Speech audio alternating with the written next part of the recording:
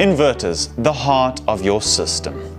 The main function of your inverter is to convert direct current electricity from your solar panels and or battery storage sources to AC, to alternating current for your home's appliances to function with. Secondly, it additionally allows electricity from the utility grid to supply electricity to your load if your panels or batteries is not supplying enough energy. There are a few factors that you should consider when sizing and selecting your inverter, and they are the following. The max AC rated power. This is the maximum power your inverter can supply to your electrical load. To estimate this, find the sum of all the power ratings of the appliances in your load, in your home, and also find your base load of all the appliances that will be on for 24 hours, like your fridges, Wi-Fi and security fences. Then find your peak load scenario where all of your appliances are on. For example, at dinner time when your microwave, kettle, toaster is all on at the same time. I recommend first installing a power monitoring device such as an electrical meter like this or an AC clamp so you can accurately measure and understand the load profile that you are dealing with. Note that the appliances that use heating elements such as ovens, geysers, toasters, hairdryers have high wattages. If all of them are on at the same time, it most likely will trip the inverter. This is why we split them at the distribution board into essential load and non-essential load, so that the utility grid can supply power to the heavy consumers like geysers, rather than the inverter. There is a maximum current that can be supplied, and since voltage is always 230 volts, you can deduce this by dividing the total rated power by the amperage. Surge power. Some inverters allow electrical surge for 2 times the rated power for a certain amount of seconds or minutes, and then they will restart after that period. Note that some motors also have high startup voltages and then reduces as they start to run. It's just something to consider. Minimum DC voltage or power. This is the minimum voltage your solar array will need to provide in order for the inverter to make use of it. And it's usually 150 volts on 5 kilowatt inverters. So you will need a minimum of 4 panels just to make sure that voltage is at 150. Maximum PV input power. This is the maximum DC power that your panel array can supply to the inverter. Each panel's voltage usually ranges from 48 volts to 52 volts, depending on the ambient temperature. So if you have 6 panels in series, otherwise known as a string, the voltage will be 6 times 48, so around about 300 volts. So make sure that this is within range of your inverter. The maximum PV current. Each panel's current varies between 9 and 13 amps. And when you combine the panels in parallel, the amperage is added, but remains the same when it's in series. You can make use of the MC4 combiners to achieve the combining of parallel strings.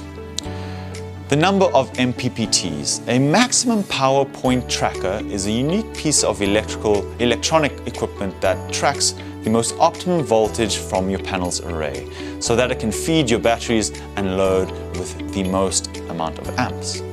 Inverters can have more than 1 MPPT, so if you have 2 strings facing in different directions, east and west for example, 2 MPPTs work on getting the best voltage from both strings. MPPTs will also have a particular voltage range in which the inverters operate with. And this is the range in which the maximum power can be tracked and optimized for. So always make sure that your panel's strings are within this range. The inverter also has a maximum discharge and charging current to the battery. Warranty. Customer support on the inverter is crucial. If something happens to it, so make sure that the manufacturer has a good warranty plan on it. They usually range around 5 years, but they are known to have lifespans of 10 to 15 years. Monitoring. Inverters these days will come with nifty monitoring software, which you can then connect to your Wi-Fi and then monitor remotely wherever you are in the world. You can see how much solar energy you produce, how much grid power you consume, and the current health of your batteries. Switch time. In the case of grid power being lost and there is no sunlight, the inverter will switch to battery. This time period is usually less than 0.2 seconds and is the blink of an eye. Efficiency. This is usually related to the electrical input versus the electrical output of the inverter. This usually ranges around 97%. So there are protection features on the inverter, such as reverse polarity protection. If you accidentally wire the positive and negative terminals of the panels the wrong way, the inverter will detect this. Then there is overcurrent voltage protection. If the utility grid's voltage somehow surges, your inverter will make sure that it stays protected. Anti-island protection. If your inverter is able to feed electricity into the grid, it needs to detect whether the grid goes offline. Electricians might be working on a substation, and if there's power supplied into the grid by your system, someone could be hurt. So islanding is when the inverter only supplies to the load island in this event. Now, other safety features also include the AC short circuit protection, leakage current protection, ground fault monitoring, ingress protect degree, and an optional DC isolation switch. In order to protect your system even further, one should make use of external circuit breakers to protect the AC input and output of the inverter, as well as the PV input. We'll look at this later in the course. Inverter placement. Now, you want to ideally place the inverter in a well-ventilated location near your main distribution board to minimize costs on cabling. Make sure it's not exposed to any rain or moisture, and allow 20 centimeters of spacing around the inverter for ventilation.